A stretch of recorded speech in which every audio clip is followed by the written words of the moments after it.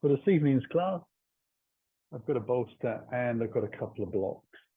It's really just so that you can sit comfortable. Normally when I sit in poses at the beginning of class, I sort of bring the heels in, but I actually want to work into the hips and the knee joints and a little bit into the ankles this evening. So I'm actually going to cross the legs at the shin, sort of midway down through the shin bone. And then as I lean out a little bit, I can just rotate the thighs around a little more and allow myself to sit up nice and tall, and then just place my hands on my thighs. So this is starting to give me the very beginnings of a stretch through the groins.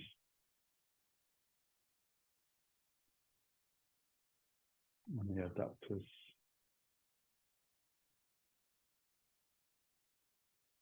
So I'm not pressing down with the hands, it's just really the weight of my arms on top of the side of the knees. And obviously you can be as low to the ground as you want. If you're able to do this sitting on the floor and still able to get your knees down nice and low, then please do.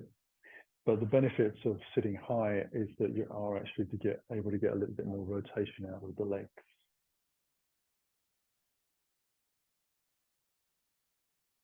Now, for most of us, we'll cross the legs over in a way that feels familiar to us.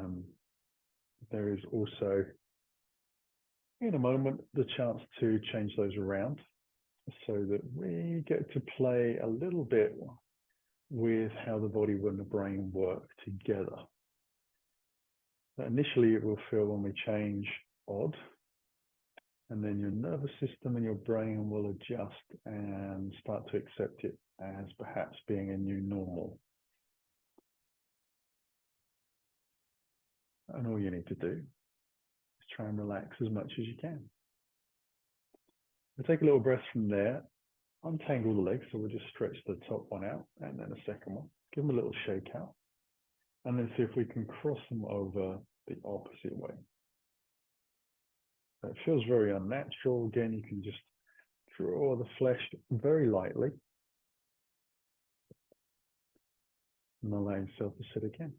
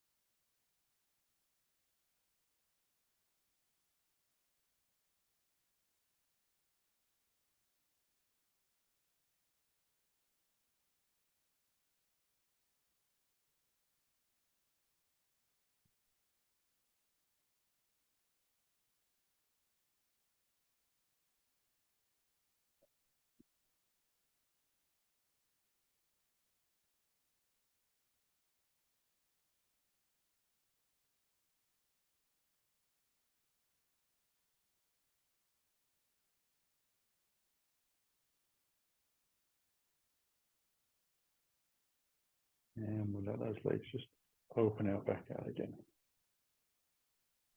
So quite a subtle stretch into the hips. You could certainly feel that in the glutes, as well as the inside of the thighs. I'm going to come down to the floor into banana pose, which may be a familiar pose to some of you. And since we are in the depths of winter, and this is probably the coldest evening that I've taught a yoga class, if you have a small fleecy blanket or something at hand, you might want to avail yourself of that just to keep a little bit more heat in. Hopefully, if you're doing this at home, your room can be nice and warm enough for you not to worry about it too much. But if you need a little bit extra, you can, because we'll be here for a while. We'll slowly lie down to the floor with the feet directly out down the center line, thighs together, toes together. Going to take the hands behind the head and drop them down to the floor as close as I can get. And I'm going to take hold of my left wrist with my right hand, and then allow myself to move very gently into what becomes a side bend, but it's lying on the floor over towards the right side. And I want to shuffle the shoulders around and get them to feel like both shoulder blades are on the ground. And once I've done that, I can start to take the legs very gently over towards the right as well, hence curve looking like a banana. Now again, I want to take a little bit of effort to keep both sort of portions. If you could imagine the left and the right side of the back of the pelvis being the portion, you want both of those, left and right, to be still attached to the floor with more or less the same amount of weight through them. So you are having to kind of manipulate your body a little bit.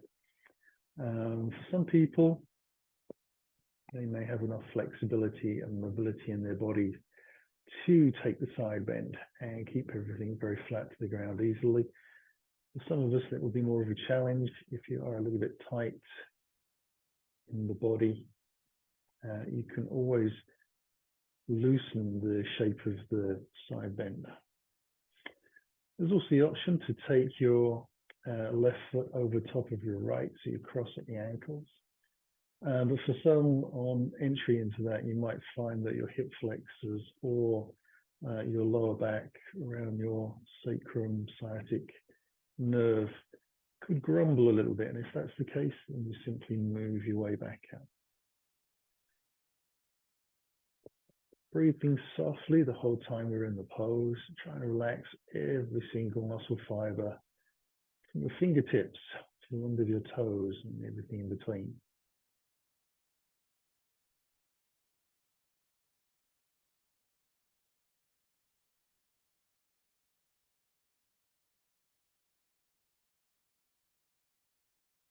We'll slowly bring our legs back, untangling them first. Bring the body back onto the center line. We'll change the grip through the hands and allow ourselves to get that side bend over towards the opposite side. And then when you feel comfortable, we'll just slide the legs along the ground to the corner edges of the mat. Adjusting the body as we need to. Keep shoulders and hips flat to the floor.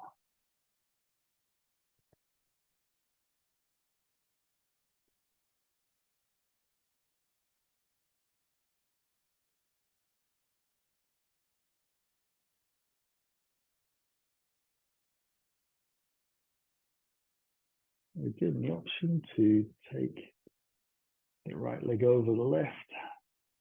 See how that feels.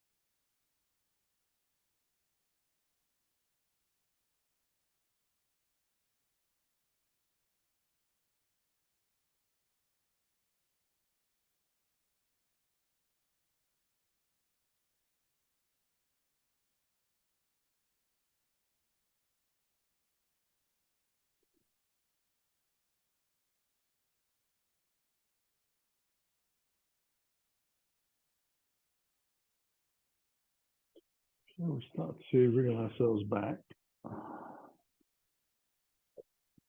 Let hands come towards the side of the body. I'm going to draw the heels along the floor towards me.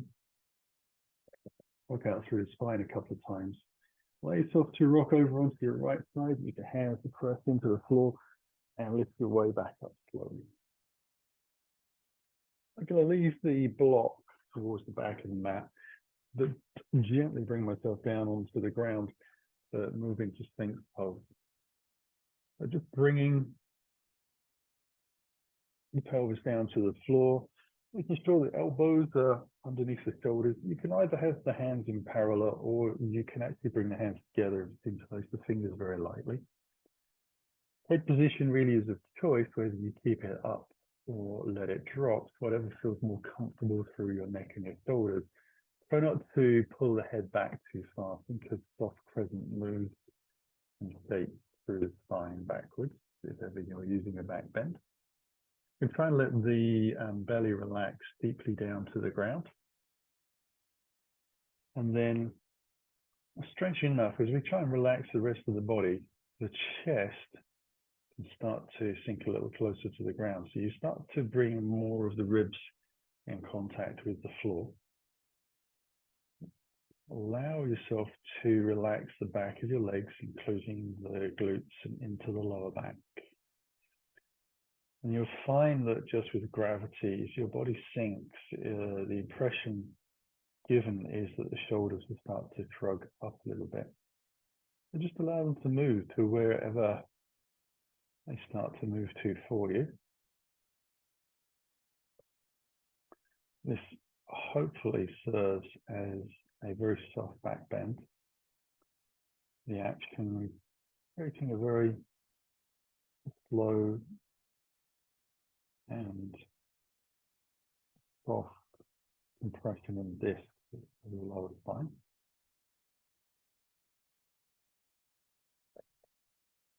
Tend to roll the heels outwards a little bit and toes in.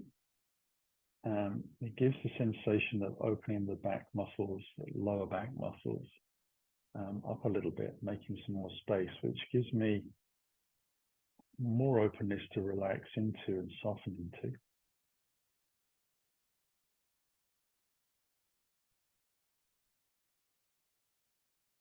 And if you find that you're kind of moving around in the pose and sinking lower, and the position that you started in doesn't seem to be where you currently are, you need to move your elbows around or your legs or your head, and feel free to do that. Follow your sort of instinctive feedback from your body as to what do you need to do to let yourself sink and yield into these poses. All of us, our bodies are different, so it's always going to be slightly different person to person. There are a few commonalities perhaps, but then you'll get to your individual characteristics of your body where your history is starting to lay bare to how your body feels.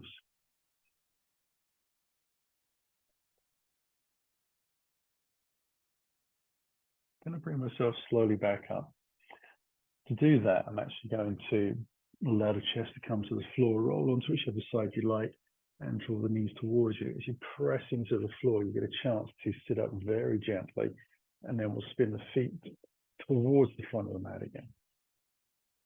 I'm going to take the bolster and place that underneath the back of the knees, keeping the heels on the ground about hip distance to shoulder distance apart. Caterpillar pose, so I'm just going to have a little rock on the sitting bones first. And then as I exhale, going to let the chin come in towards the chest. And I'm going to let the spine round. So rather than coming forwards, I'm actually dropping the top rear section of the pelvis back towards the back of the mat and letting the chest sink down towards the floor, the head following. It's a little tricky to breathe.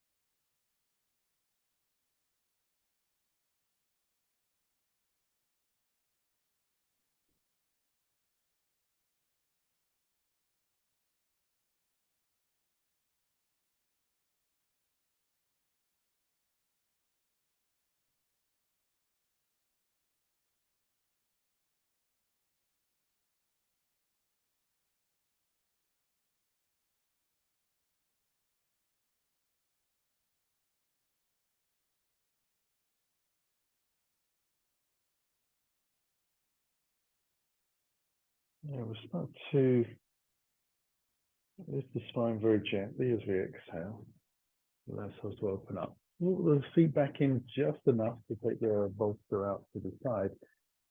And then it'll come into a butterfly pose. So you could take a block underneath the bottom if you wanted to. I'm going to bring the soles of the feet together, and so the knees are out wide. I've got the heels moderately close to me. If you bring them in super close, then your knees tend to be higher. If your feet are further away, it's easier to get the knees lower. I actually kind of rock a little bit onto the front edge of the sitting bones before I start. And then I'm ready to take a breath. Now this version, we do lean forwards, allow myself to hinge from the hips a little more. Up to you whether you keep your elbows inside the legs or over the top in front of the shins.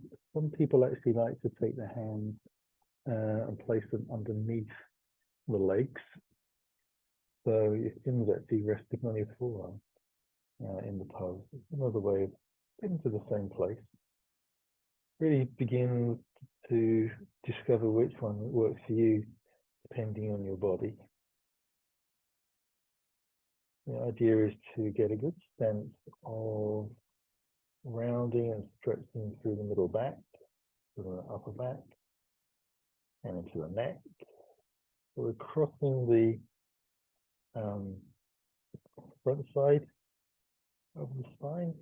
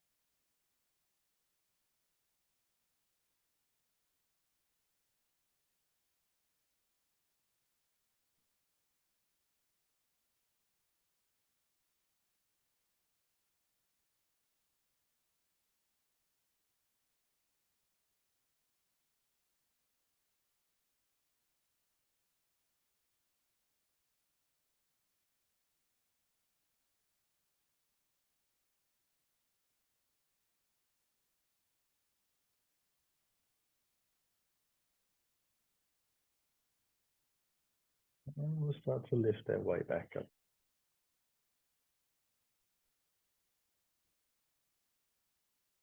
I'm going to take a half butterfly pose. I'm going to extend my right leg out to the side and bring the left heel into the groin. I'm going to have the hands moving forwards in the same direction as my hips are pointing. And then gradually allow myself to walk forwards.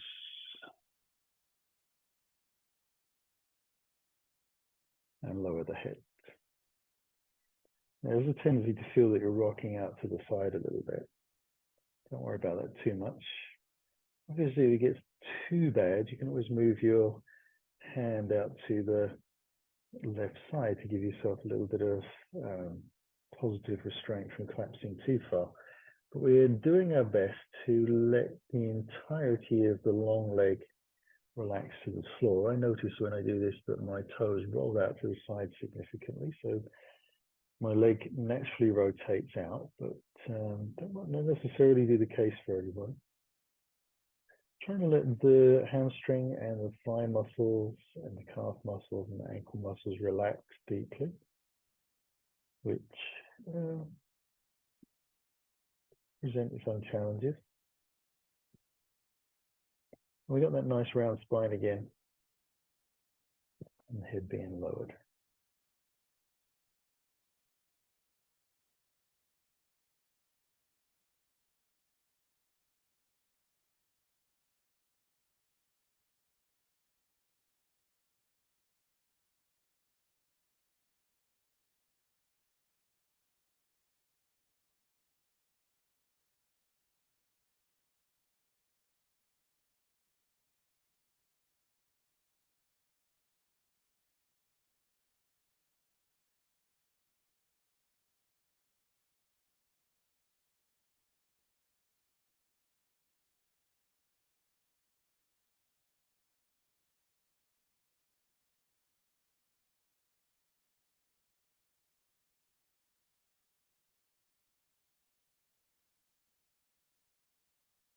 And we'll start to lift up from there, drawing the tummy muscles in a little bit as we exhale. And untangle the left leg out. And then when it feels appropriate, bringing that right leg back in. And spine to lengthen out again because we're going to allow ourselves to roll forwards gently. You could use the bolster actually underneath the forearms to rest the elbows against. The hands on the floor. Or obviously if you've got a lot of range of movement, you might even be able to get close enough to get your elbows on the ground or even lower. Again, we're trying to let the left leg hang out to the side.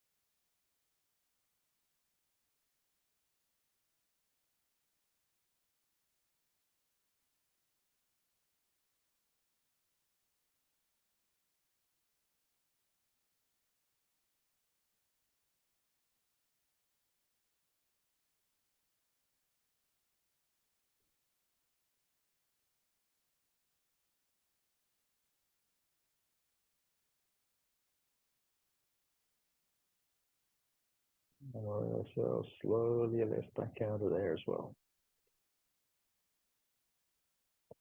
I'm going to bring the feet to the floor, to the back of the mat again as I lay for a second time onto the front.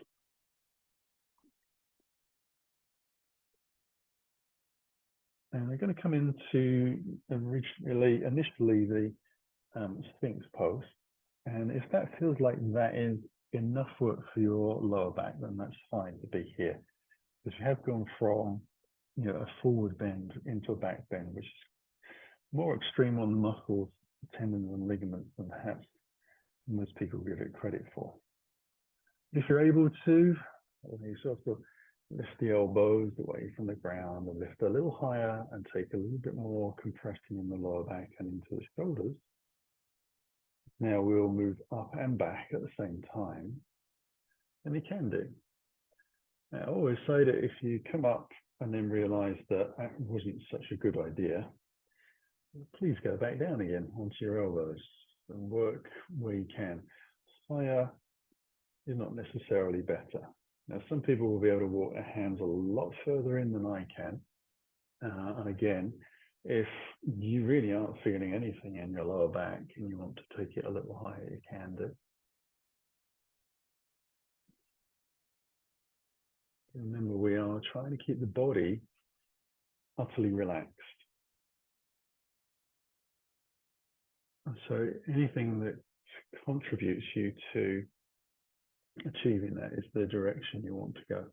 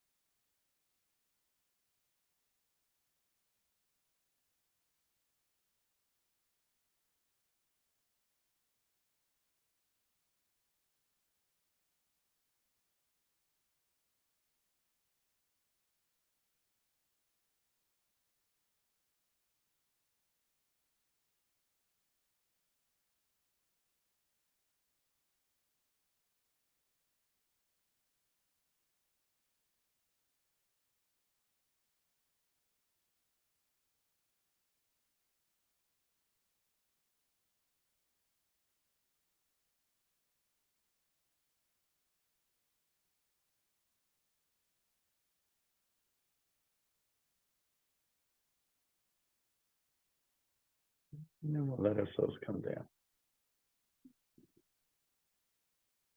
And to bring the hands and arm just underneath the chin, so the elbows are out nice and wide. Let myself rock through the shoulders a little bit and through the lower back.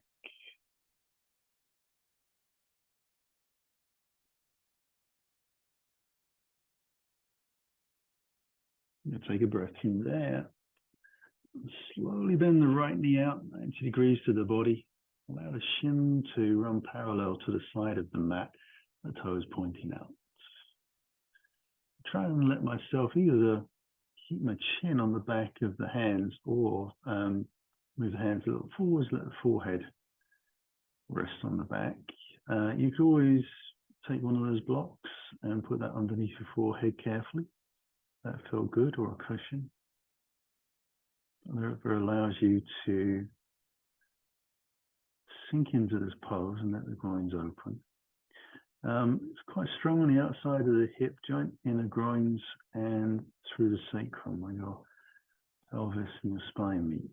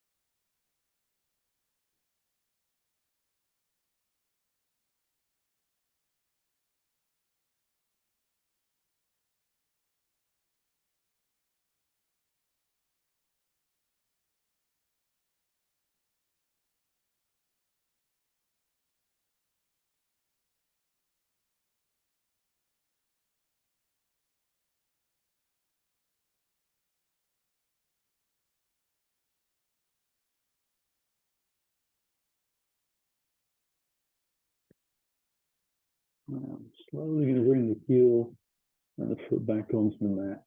Lengthen that out. Allow myself to rest with both legs just running parallel either side of that block.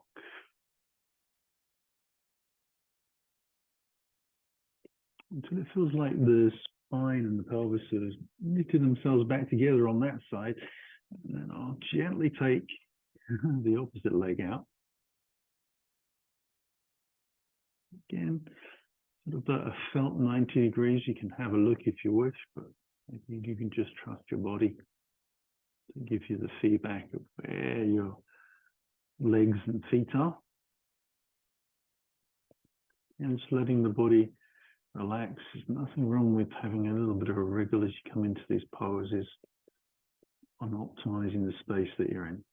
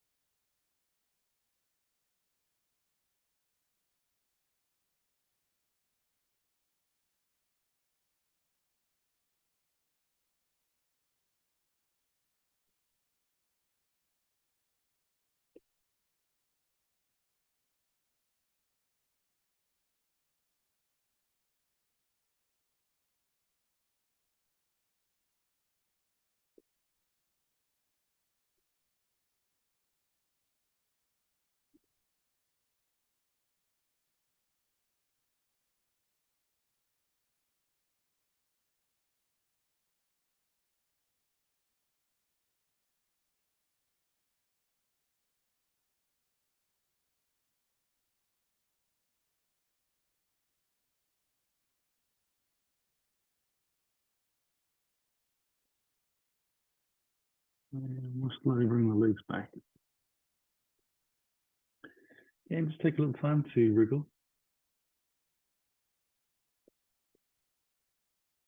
And we're going to come back up from the floor, the same as we did last time, by drawing ourselves onto one side, knees in towards the body, and using the hands to press down.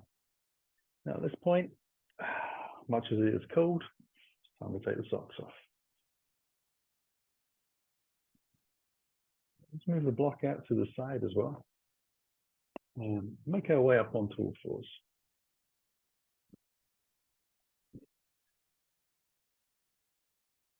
Gently marauding from side to side, allowing you to kind of pour the heel of the hand away from the floor, keeping the fingers attached. So you sort of roll it gently from side to side. Get a little lift. Start to work into those finger joints a little bit. That cold weather certainly starts to make them feel a little stiffer. And then I'm going to swish the tail from side to side as the hands come back to the floor. You can sink into the shoulders at this point, allowing yourself to be loose and fluid, just moving gently, a little bit like a prowling cat.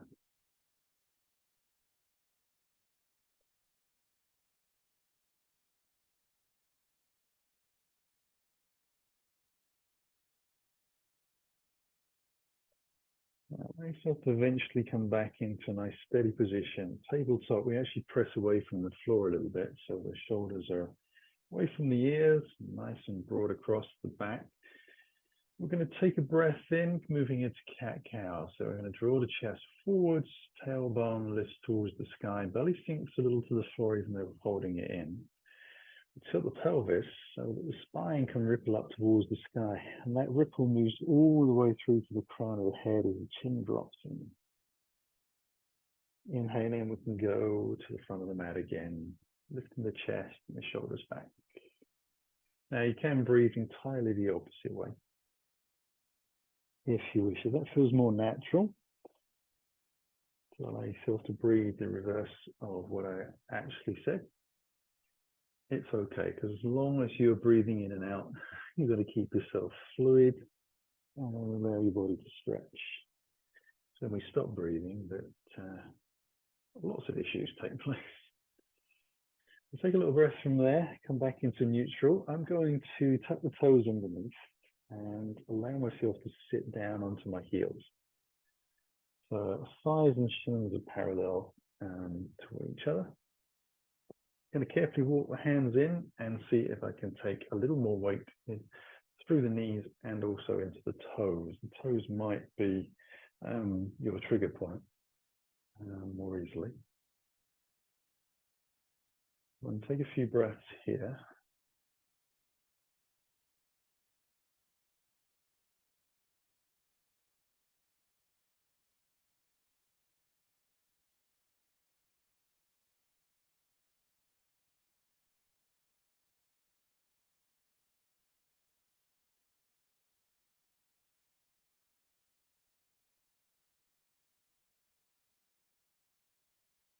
And then moving forwards, going to untuck the toes and see if I can sit back down completely onto the bootlaces.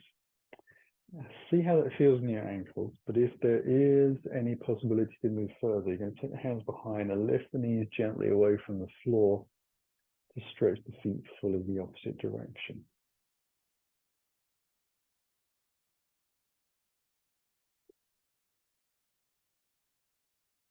And then we'll ease the knees down to the ground again. Come back to all fours. And we're going to take melting heart. So we're going to allow the hands to come forward, slide them out along the floor, a little wider than your shoulders. Resting the hands into the ground, keeping the belly drawn in, pressing the chin into the floor, and trying to get a nice line in your body between the heel of the hand, the shoulders, and the hips. So we're not sinking into this because that's quite strong. We're pressing down into the floor. And you'll feel the forearms Your biceps and your triceps, as well as your shoulders, all starting to fire up and join in.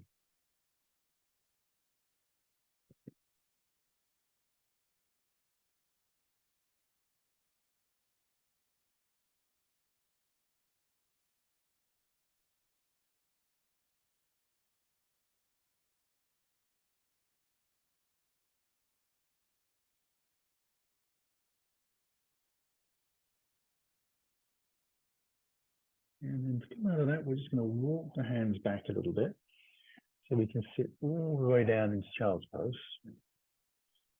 Keeping the hands pretty much as far forward as we can with the elbows off the ground. And if your forehead comes to the ground, fine, but if not, it's okay as well.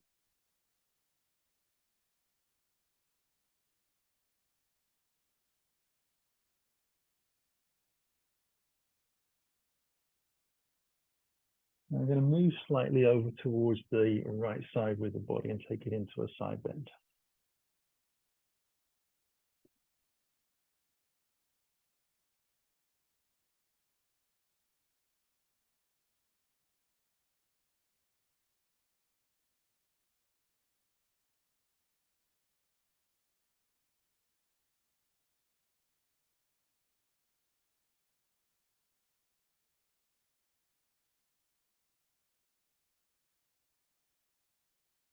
We'll lift, walk the hands out over to the other side.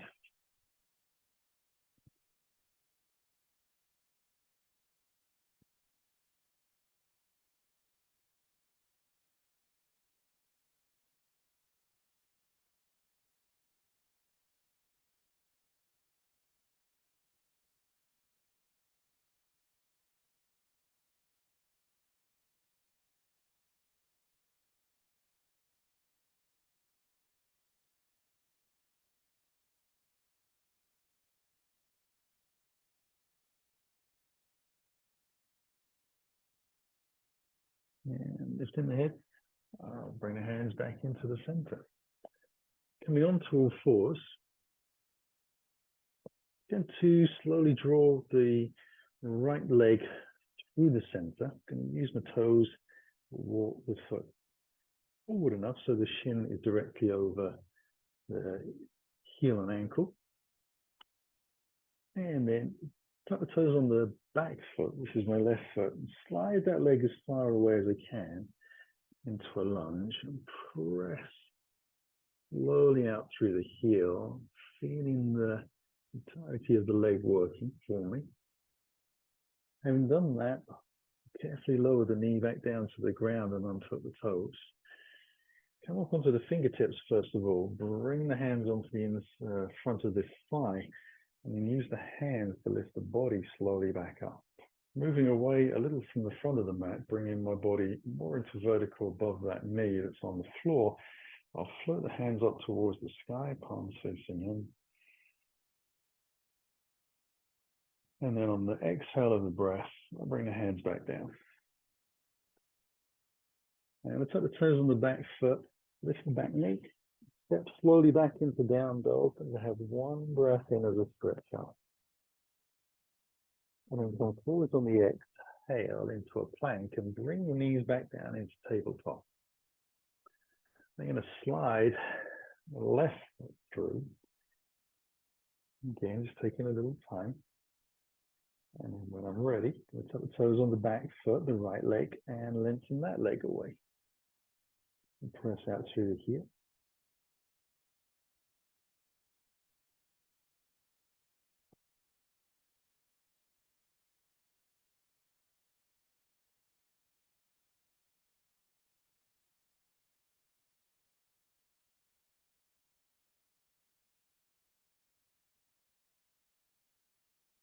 And again, lower the back knee gently to the floor, untuck the toes. Onto the fingertips to get a little bit of height, then bring one hand at a time onto that inner thigh. Lift down a little bit to lift up. Again, just bringing ourselves more into vertical, bringing the hands up on the breath in, above the shoulders. And then easing the hands back down to the floor. Tucking the toe on the back foot and stepping it back down dog. I'll take one breath here again. This time I'm going to take the right foot to the outside of the right hand, so a little bit of a bigger stretch. And I'm going to let the back knee down to the floor as well. I'm going to turn the front foot out about 45 degrees, lean the weight into my left hand, and draw my right hand up towards the sky slowly as I breathe in. Now you could stay there if you wished, or you could bring your hand gently behind you and place it onto the base of your spine with the palm facing in, fingers towards your tailbone. If you wanted to take it even further as you let your hips sink a little more, you can draw the back heel in gently, take your hands back, and see if you can bring your heel towards your buttock. So 3 variations there. Play with.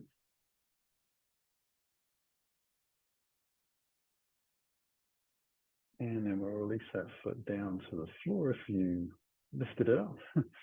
And we'll just lift the back knee and slide it gently back into down dog, which does feel rather luscious when you've done that. We'll draw the opposite leg, so left leg comes forwards into the outside of the mat a little bit. We'll drop the knee gently down to the floor to untap the toes. We'll spin the front foot out. Take a little breath again. Allow yourself to come into the twist. So left hand comes high. And again, you can let the top hand come around towards the base of the spine, palm facing in. Well, just sinking the hips a little more towards the ground and still pressing the hand down into the floor. So trying to lift the shoulder up and dropping the hips at the same time. A delicate difference between the 2 movements, one up and one down. You can, again, bring the foot in towards the bottom and then start to draw the heel towards you, if you wish.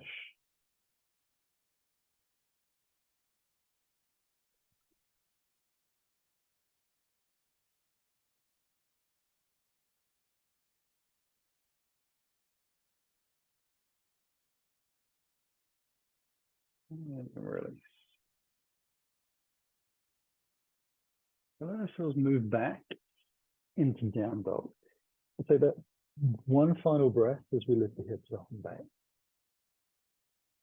And let the knees come down to the floor. Going to come onto the chest, so lengthening the legs away slowly.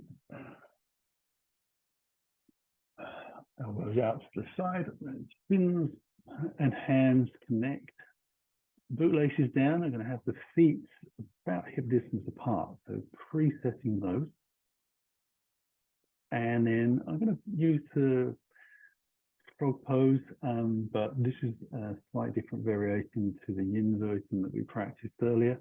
I'm going to bend the left leg, draw the knee towards, draw the heel towards me, bending the knee, and allow that heel to come in towards the buttock again. Now I'm going to keep the chin down on the ground and the chest on the floor, shoulders nice and square. If this feels easy, allow yourself to press the hips down into the floor as they would have lifted a little, and see if you can draw the left knee towards the bottom of the mat away from you. You'll feel a bigger stretch through the front thigh. However, just actually reaching your toes might be the maximum you can do. As long as you can breathe easily there, that's fine. You can always use a strap to hook the foot if you needed to. And they're going to release from there and cross over to the opposite side. So when you're ready in your own time, we'll lift the hand back, draw the heel in, so the hand palm down on the boot laces side of the foot. I'm going to try my best to keep the thighs parallel, pressing the hips down and the knee away.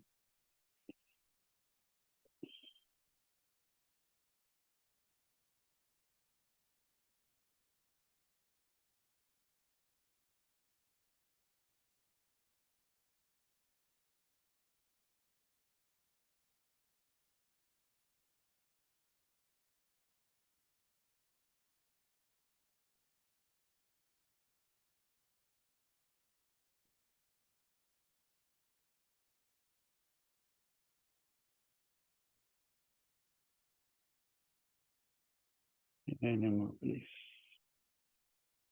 And bring the hands down to the bottom of the ribs on the exhale. Press the hands into the floor and peel myself away from the ground very gently. I'm going to come onto all fours again, bringing the knees together as I do so, and then sliding the left knee to the outside of the left wrist and bringing the heel under the groin and walking the back foot into pigeon pose. I'm going to come up onto the knuckles. I'm not going to be here for very long, but I want to lift the body up out of the pelvis, press the tailbone down, draw the belly in, try and keep the shoulders nice and open, chest open as well.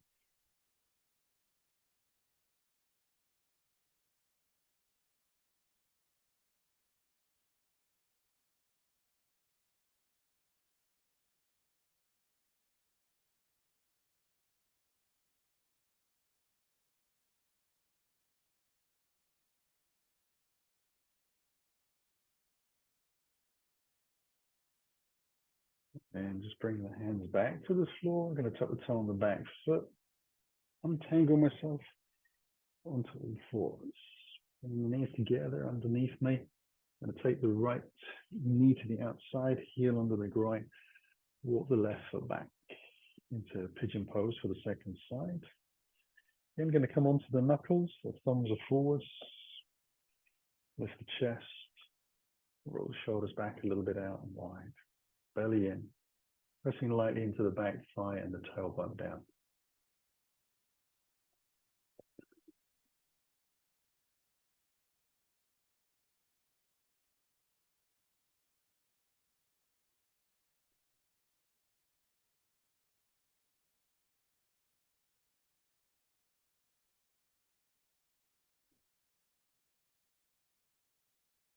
Now you can either come back out the same way that we did before, or you can just take your right hand out to the side, roll down onto your right thigh and slide the left foot forwards. Now from there, we're going to be on the blocks again. So we'll bring the blocks underneath our bottoms. Ourselves to lift up nice and tall. Feet together, sitting up as upright as we can, just a little stretch out. We're going to take the left foot underneath and out towards the right hip. And bring the right foot across. Left arm lifts, rotating over.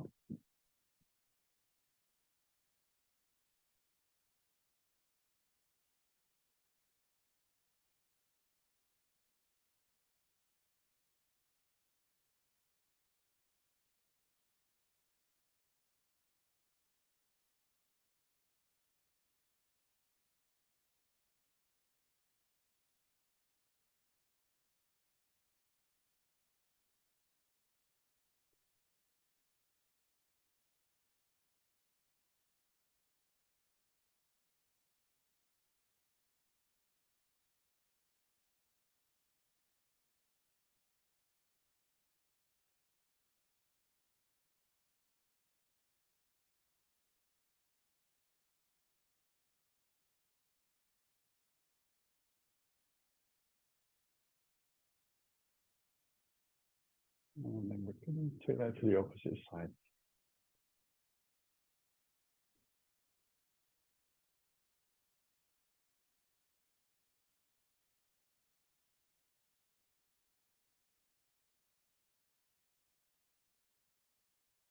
Right arm comes up and around. Into the twist.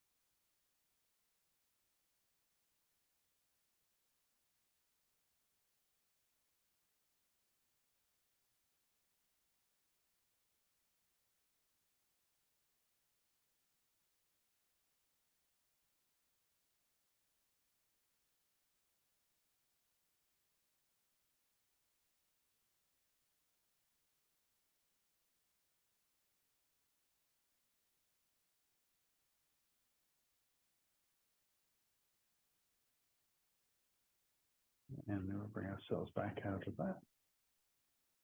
I'm going to lie down on the floor. I'm going to put the trusty socks back on.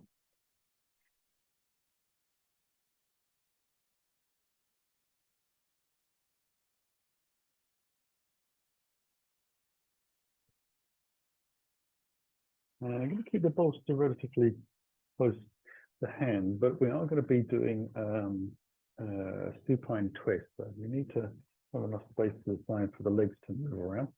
We'll just use the hands behind, roll the spine down gently. Take the arms out wide. Once you arrive, wriggle through the shoulders and let the legs fall down to your right side to start. Let's see how well you can let every muscle in your body disappear into the ether almost. Really letting yourself relax down. Picking at your toes and your ankles and stuff. Top legs float.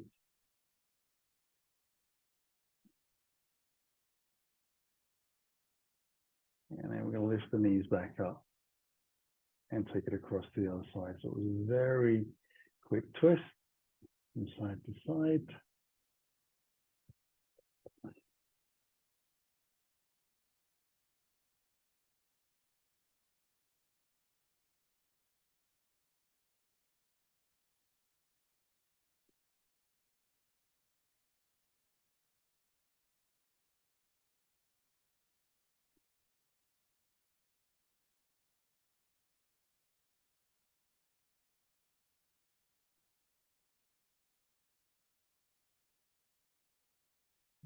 Lift the knees up slowly.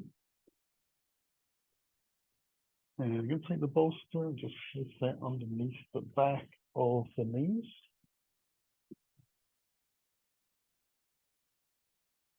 And letting the heels rest on the ground with the feet as wide as the corner edges of the mat. Hands by the side of the body. Lengthening out through the chin, licking the lips a few times.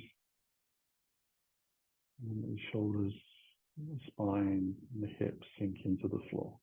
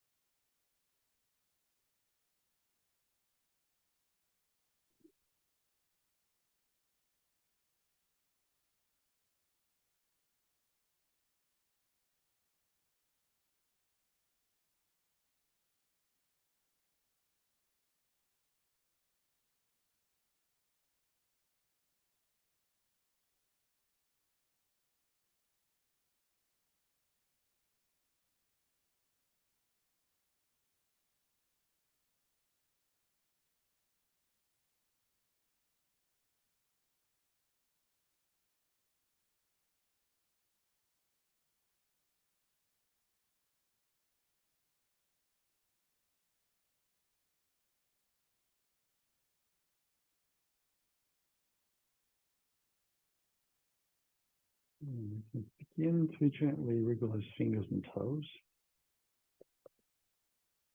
Allow the wrists and the ankles to move gently. And start to bring yourself back into the room, connecting your mind, your breath, and your body as one. When you're ready, take a longer breath in and use that energy to stretch out in any way that feels good. And then returning to the theory of keeping things soft, we'll slide the heels over the bolster to bring the knees gently in towards us and let the hands just sink around the shins. You can rock the body slightly from side to side or set the knees in the air. It's a simple hug. We want to keep the spine flat to the floor and keep the breath very easy. So there's no clenching or squeezing. This is about relaxing. I'll let the legs roll over to the right side, navigating the bolster, and then using the hands to press into the floor to lift back up. At that point, you can move the bolster out of the way.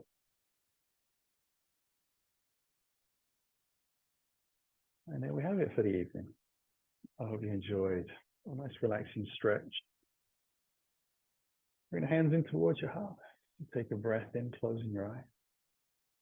And as you exhale, allow yourself to drop your chin. Chin in your belly, drawn to your spine, simply bow to the floor to seal your practice for the evening. On the inhale, allow the spine to build with your breath. The head can lift and the eyes open. Namaste. Thank you for joining me. See you again on the mat soon.